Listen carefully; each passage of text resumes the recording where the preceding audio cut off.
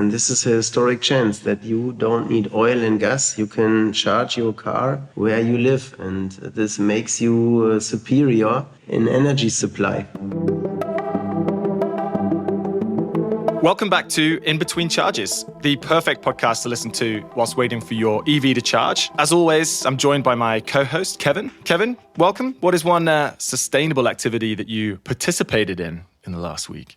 Thanks, Mike. It's good to be recording in the new year once again. Something sustainable I did last week. I proposed that we go out to dinner to my girlfriend on Friday night, and she said instead we should stay in. She had a couple of meal kits that we should still cook, and she's like, I don't want to waste food. Let's eat these over the weekend, and let's not go out to the restaurant. And so we stayed in on Friday and Saturday, and I was taking a Bloomberg quiz the other week, and you know where 70% of food waste takes place?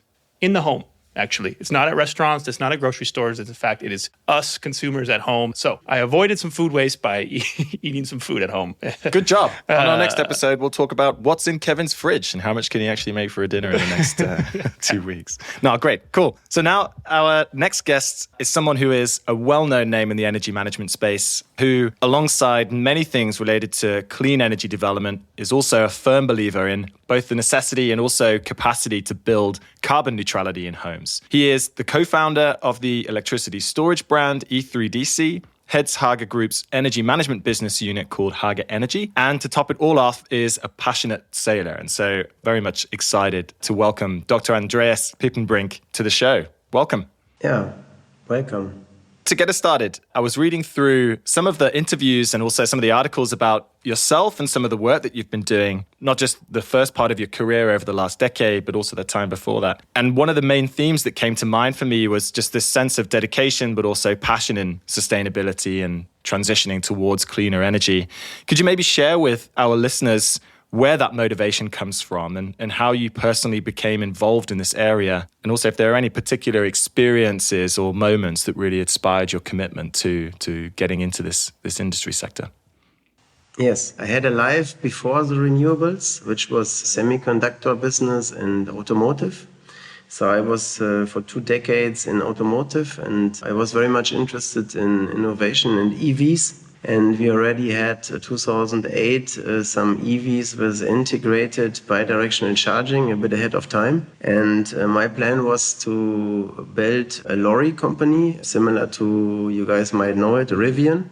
And to be counted on the support of Volkswagen to be ready for volume and quality, but Volkswagen didn't support it, and therefore we had to change gears towards the household business, and we tried to develop power stations, which we called E3DC. And nowadays my motivation comes from making people independent by full electric buildings. And like Mr. Musk, I'm also convinced that we should not demonize money and industry because we need the wealth and the health. Oh, wow. Fantastic. No, thank you. And I think it's interesting to think about E3DC in the context of the energy management and the energy storage space 10 years ago versus now. That industry must have massively changed, and also consumers' understanding of what it would mean to have a battery basically in the house. How has kind of consumer behavior changed over the course of the last 10 years? And how have you seen that in the context of E3DC? Yeah, first of all, the battery is a major tool to bring volatile production together with volatile consumption. But you're right, it's primarily makes sense if you produce PV or if you have a local production, because then you have the biggest spread between purchasing energy and producing it. The major success is also by electric car and heat pump enabling the use of the battery, and by the tremendous success of PV, which is a volume business. So if your country allows more than net metering, then a battery makes highly sense, and half of all your savings is coming from the battery, and therefore the things have changed due to the flexible loads. And you guys know that using an electric car or using electric heating, it triples and doubles the consumption.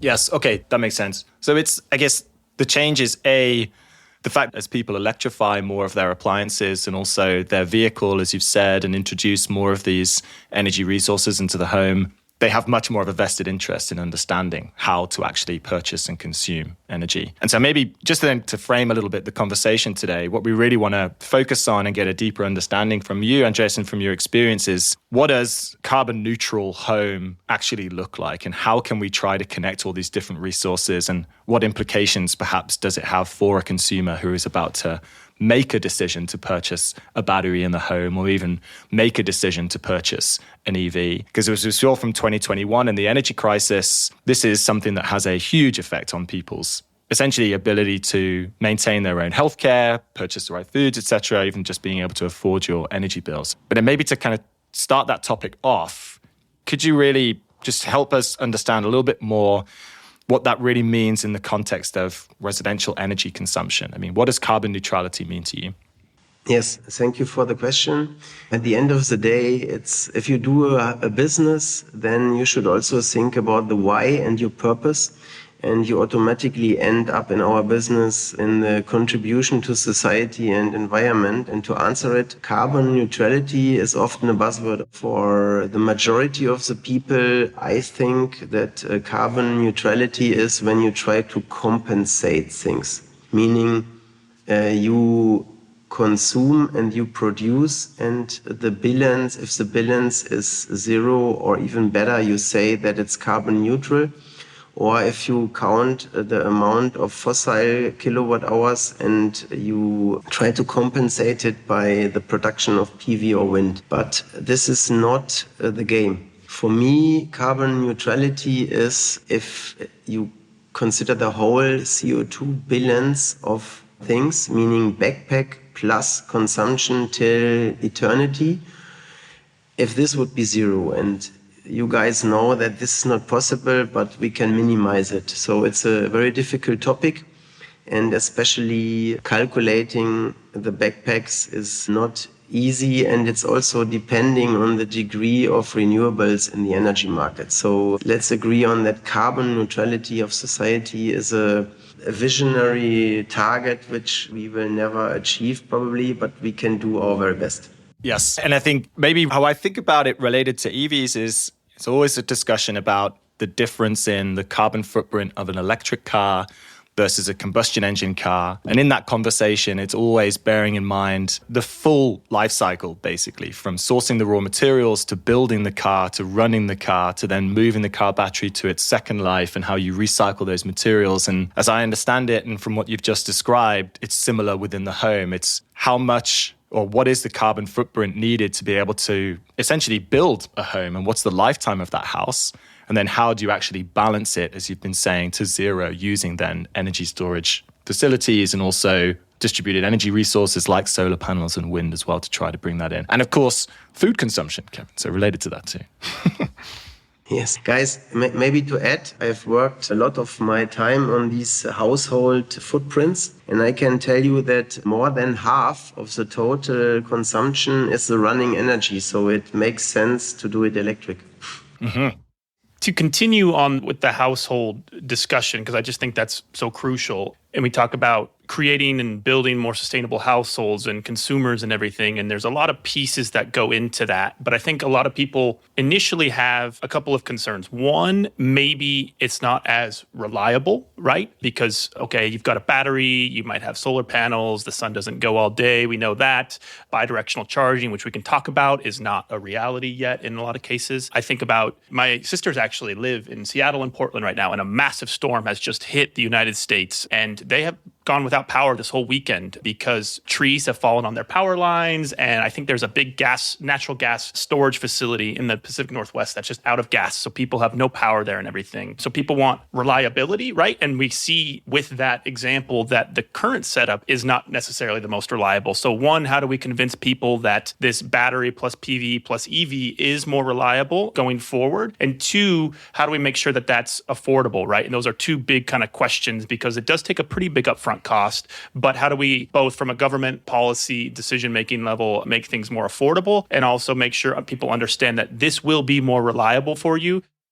This is basically the two remaining obstacles in people's thinking, but I can only say that in most of all technologies which provide renewable energy, let's say PV, wind, battery, and EV and heat pump, those goods have become very mature already. So the pioneer phase already ended. And the price level in all those goods has already shown that it's economic. So I would say the reliability and the economics is already given. And of course, it will become even better. But guys, we have 100 years of modern society, and we will need another 50 years to have a perfect play between decentral and old-fashioned central energy production. What we have to accept is that nothing is made for eternity. And I would even say that the decentral component, so the private investor, is a part of modern energy society. And don't forget, the biggest historic chance is that, for instance, you can fuel your EV at home. And this was unthinkable, because you had to fuel it by Mr. Shell and BP before. So it's a new era where you possess energy and your duty is to maintain the infrastructure. But we do this to bring society forward, and it's not, for me, it's not an option. It's a task which all of us have to fulfill together. I like this.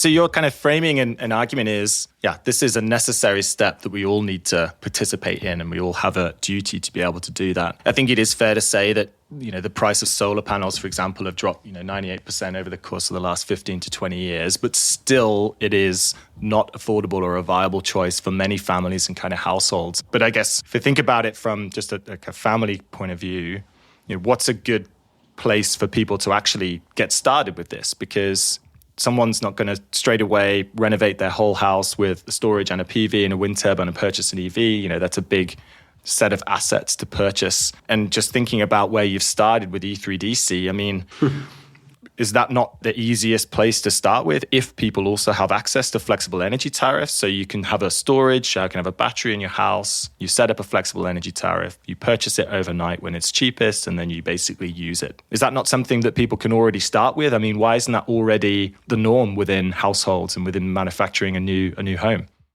Yeah, it's a good question. I think the answer is very, very difficult, but I can try. Let's say at the end of the day, our economic power has been brought up not by renewables, it's brought up by fossil energy. And so it's not the easiest task to change people's behavior. I think we just have to accept that it's maybe always more difficult to change an industry than to build a new industry. So what I want to say is, if you have millions of buildings, it's more difficult to retrofit them or to build in a heat pump or to refurbish them than to make it a standard for new homes. And the same is with the energy world. You guys know that the energy business is a very traditional one, and that the big money which is made in central grids and central energy supply in power plants, coal, nuclear. And addressing this, we are all only niche businesses. But the argument what we have is that only we and the private investor can do this business because we are more flexible and more innovative than the old-fashioned ones. And if you want to make a new direction in economy, you need time and new players. And I think we need more patience because, let's say, the trend is on us. And I can only say utilities will never do our business. So what we guys do is building a new industry. Fueled by the technology and the possibility, but it requires change and agility. Is that just because the incentives aren't in place for the utilities? Is it because they're just too traditional and resistant to change? So is this disruption and this new way of thinking has to come from new players? Or is there any hope for a big Stadtwerke or utility to really recognize the opportunity here and change their way of thinking? It's a good question, but if I directly take, for instance, Royal Dutch Shell as an example, I mean, they are one of the biggest enterprises of this planet, and they are nearly 100% fuel-based, and they have more to lose than to win. And it's the classical dilemma that you can't change a running business into a disruptive one, which is completely different from your investment terms, and your staff is not able to address it. So I would say it's the classical dilemma that the larger and the bigger you are, the less agile you are and the less progressive.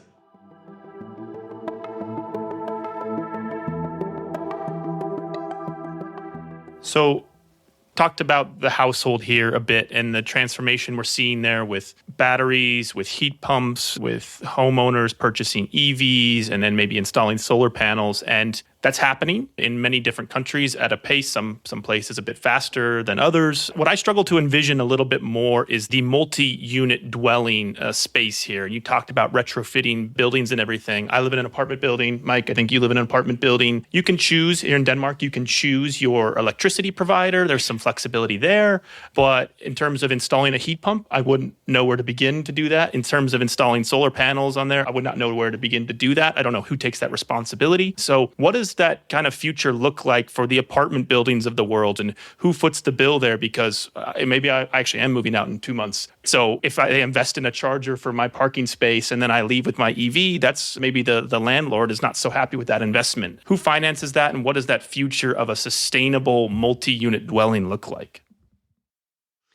Yeah, basically, pure technically spoken, the renter's world is not so complicated, because most of these buildings also allow to a degree to be PV battery charging ready like a single family home. And technically a renter is also able to charge and to profit from dynamic tariffs. So it's not a pure technical problem. But for Germany and for many other countries, the problem is that you have more than one decider, so the deciding structure is more difficult. You need to align with the owner or the operator and with the co-owners or with the co-renters, and you need an alignment. And depending on the ownership structure of those multi-flats, it's much more difficult to get an investment done which is aligned.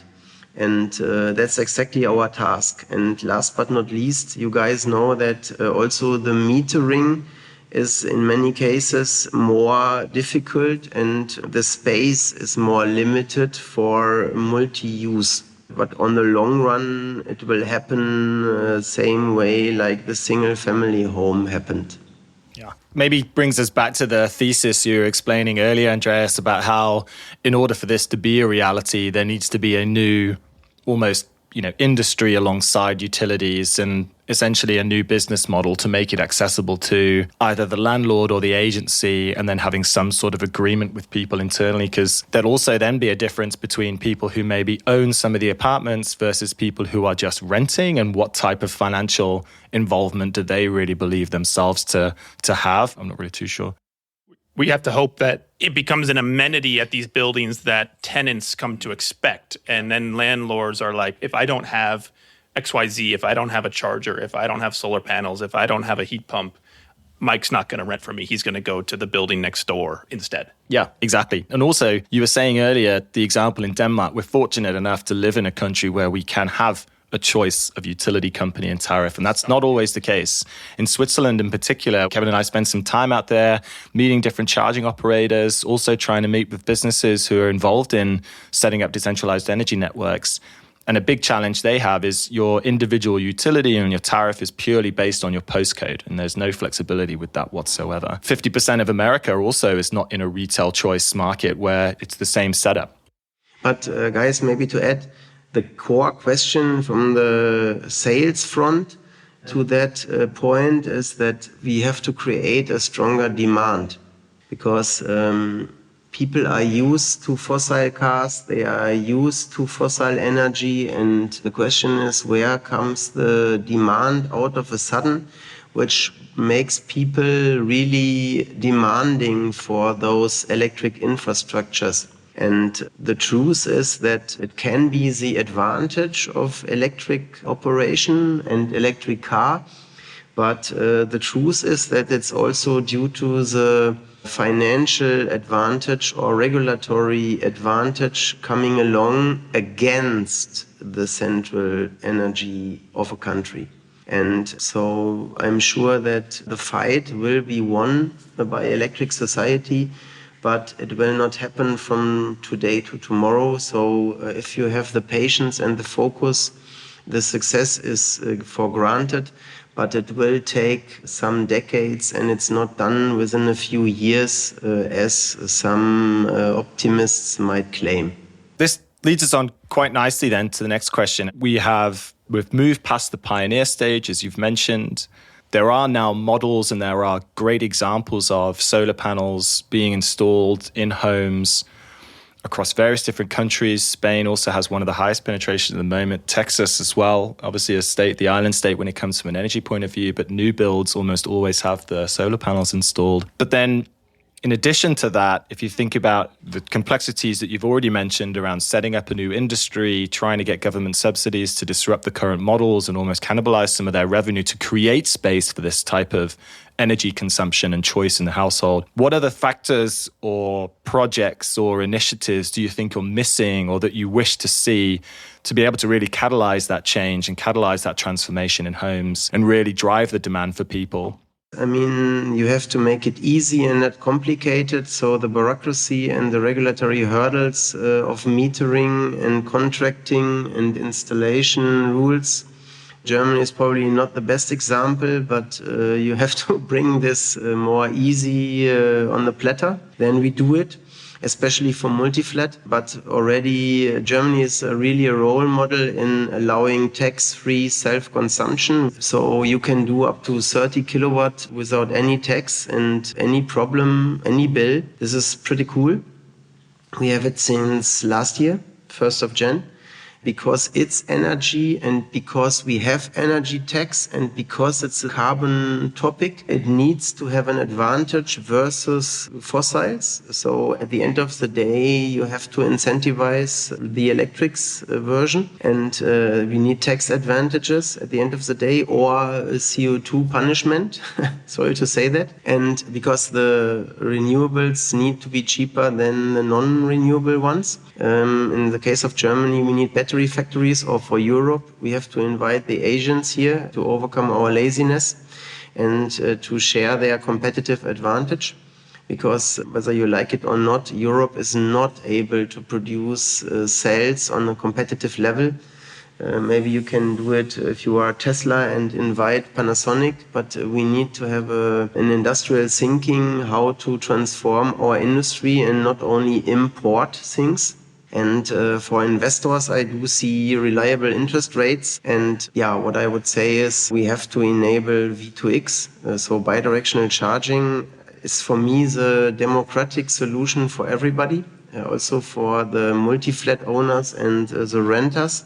Because this storage and car device can make you participate in the energy market without having a big PV system. So that's our primary vision. And the governments have to incentivize this, or the car manufacturers have to go this path a bit quicker. And last but not least, I think, guys, the CO2, or let's say the certificate trading, the alignment between all governments to reduce CO2 should be a market access for our wallbox or charging business. But the calculations and the trading is very complicated. So yes.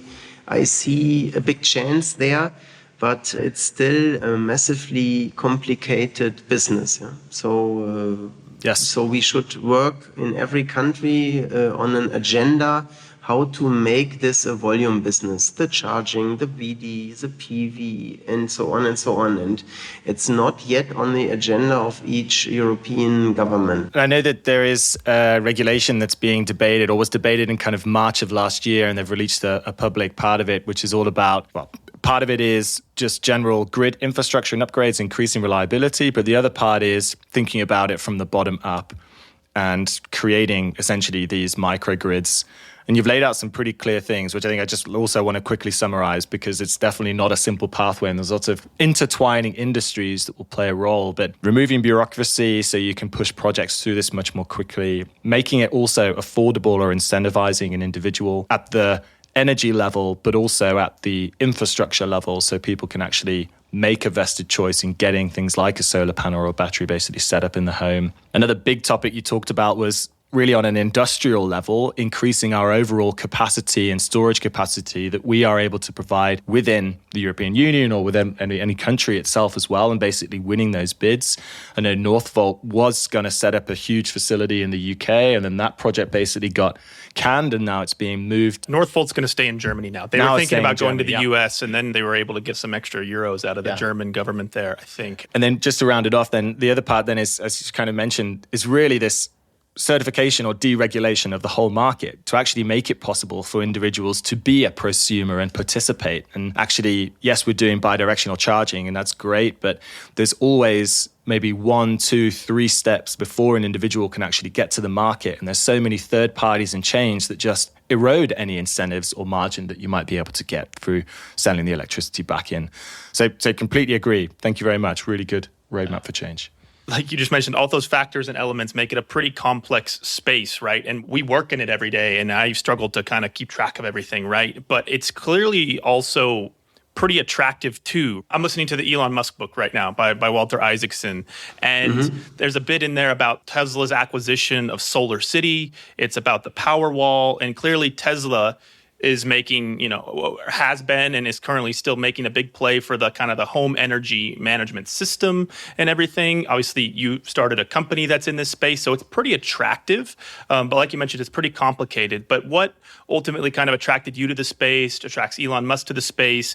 A lot of different companies to this space think there's money to be made there, but it's not as straightforward as maybe some other industries. It's not just invent this thing and sell this thing. There's quite a bit more that goes into it. But will it always kind of be some mix of the utilities, companies like yourself, companies like Monta, like Tesla, or can one company really own the home energy management space from vehicle to battery to heat pump to solar panels and everything? Is that kind of the holy grail of the home energy management system? Good question. I think the answer is very clear.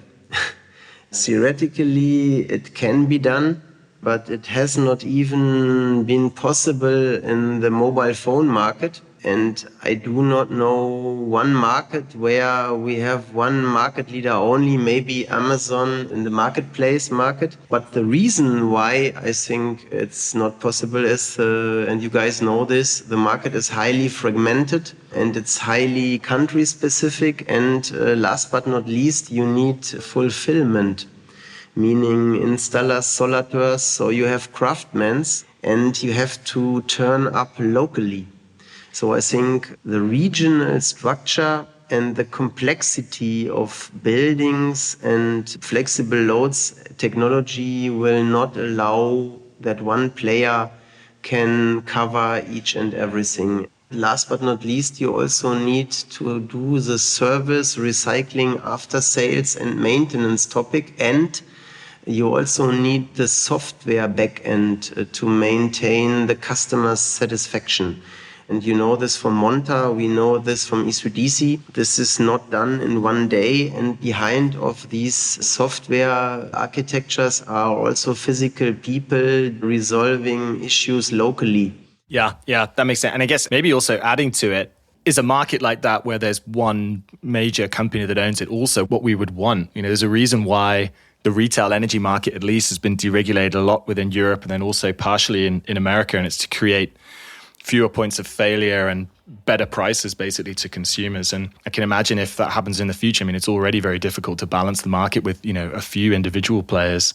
The more we have, the more reliability is there. I'm not arguing for market concentration per se, but there is also the kind of the dilemma or tension between, okay, one or a few players that do this more comprehensively and make, can deliver a comprehensive solution to consumers, but also the difficulty of doing that across different markets, which are so fragmented with different utilities, different countries, different softwares, different hardwares and everything. So it's just, I don't know that it'll ever be, and I don't even know, you're right, to your point, Mike, that it should be one single point of failure, because if Monta owned all of that, or if E3DC owned all of that, and they have an outage, well, that's a problem, right? But from a consumer point of view, it's nice when you can have things a bit more consolidated as well, if it works as well. So I don't know. I don't have a good answer for you.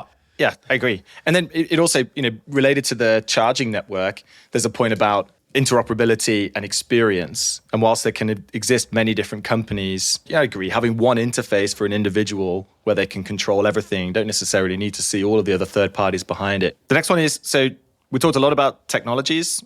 Is there a technology that's coming up within the decentralized energy management space of the private home that excites you? And how do you see that shaping the future of the retail energy consumption? Yeah, it is. I don't know why, but I'm still fascinated by the car as a storage device. I believe in the new era of hardware, which provides everything. PV, battery, and charge-discharge. And I even believe that these things will be applicable in the garage, countries having garages, and in cellars for countries which have cellars, and also outside. So I see really a new hardware marching in step by step, bringing the renewable world with the charging world together. But I believe in technology and in standardization, to answer the question. And it excites me that we can standardize probably the hardware, providing the marriage between car and home. So you're intimately involved with this vehicle-to-grid project. How far away is it, and what is the biggest obstacle to it being kind of a widespread reality? It's the standardization of the vehicle, so the 15118/20 BD standard implemented in all cars. It's the regulatory framework if you want to make business with the grid. And it's also the, let's say, self-consumption regulation in countries allowing the PV use of the car as a storage. So there are some things to be resolved, but fact is that some car players, VW for instance, and Renault and Nissan, they are already out of the door, and the others will follow. So I think that in 10 years it will be standard like the PV battery is a standard. And then one final question before we round off. It's a consistent question that we like to close every episode of our podcast with. And it is, if you were to bust or challenge one myth within the EV charging or within the EV or within the residential charging space, what would that be? The myth is that in EV charging, it's complicated. And it's definitely not, because everybody can do it, even with the plug in the worst case. And so if you want, you can do it everywhere. This is my claim. And it's the best opportunity cost-wise to do it in their own space. So it's simpler than it looks. Everybody's making a big deal about well, we did just spend a little bit of time talking about complexity, but you're saying for the consumer, it actually, and the reality right now is simpler than maybe we sometimes think it is. Yes. Yeah. So, and it's the best opportunity. If you have a car that you charge it at home, I think it's the cheapest way of all scenarios. Yeah. And I think it's a shame as well, this theme within the media, which is about charge point availability, about reliability of those charge points and everything else. And I think there is a lot that's being done to try to close that gap. And I think, 1, 2, 3 years ago already, that has massively been reduced. And there's new innovations that's coming out. BT in the UK is going to be renovating 60,000 of those big green boxes into charging points and essentially using interfaces with the grid that already exist to get that availability and capacity in the ground. And the experience itself can be much more. Yes, and this is a historic chance that you don't need oil and gas. You can charge your car where you live, and this makes you superior in energy supply. Exactly. It's, the only thing is maybe you eat a few less, or speaking for myself anyway, a couple less chocolate bars every year, or just a little bit less, Coca-Cola when I stop at the fuel station and refuel in the past. Now those calories, I don't have a convenience store, unfortunately, located within my house yet. But on EV road trips, it might take a little bit longer. So you might offset that by consuming more, maybe for that 20, 30-minute stop than you were previously, which was only a 5-minute stop. No, I wouldn't be. I'd be listening to this podcast. Oh, okay, right. Okay. Andreas, I think that rounds off the conversation. So thank you very much for sharing your insights with us. Hopefully you enjoyed it. I think we had a great discussion, pulled out some really, really good points and topics. Yeah, I also want to encourage you guys to continue your success and your business model because the world needs it. Thank you very much. Thank you very much. And likewise, we can only say the same thing as well for E3DC and also the Hager Group. So great working with you so far and look forward to much more opportunities in the future. And good luck with the new product investments that you're also working on. Okay, doke, then have a nice and successful year together. Bye-bye. So that wraps up another episode of In Between Charges. We had Dr. Andreas Piepenbrink explaining his vision for the future of the decentralized and carbon neutral residential home. Thank you very much for listening. As always, you can find us on our LinkedIn profile, Apple Podcasts, Spotify Podcasts, or your other favorite podcast platform. Tune in, give us a rating, and look forward to hearing you in the next episode.